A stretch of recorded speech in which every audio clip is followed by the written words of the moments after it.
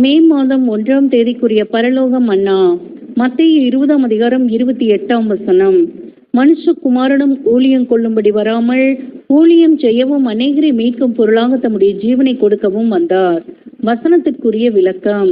நாம் நம்மை தேவனுக்கென்று பிரதிஷ்டை செய்த பிறகு புதிய சிருஷ்டிகளாக வழியின் ஜீவியத்தில் ஒவ்வொரு காரியத்திலும் நீதி உள்ளவர்களாக நம்முடைய சொந்த காரியத்திலோ அல்லது கணவனுக்காகவோ மனைவிக்காகவோ தாய் தகப்பனுக்காகவோ கிறிஸ்துவுக்குள் அழைக்கப்பட்ட சகோதரர்களுக்காகவோ செய்யும் போது தேவனுடைய பார்வையில் அதை அவருக்கே நாம் செய்கின்றோம்.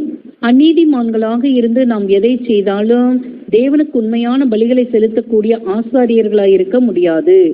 அதாவது கிறிஸ்து அநேகரின் பாவங்களை சுமந்து தம்மை தேவனுக்கு சுகந்த பலியாக ஒப்பு கொடுத்தது போல அவரை பின்பற்றும் ஒவ்வொருவரும் அநேகருக்காக தங்கள் முழு நேரங்களையும் பிரயாசங்களையும் மன தாழ்மையுடன் அர்ப்பணிக்க வேண்டும். ஆமேன்.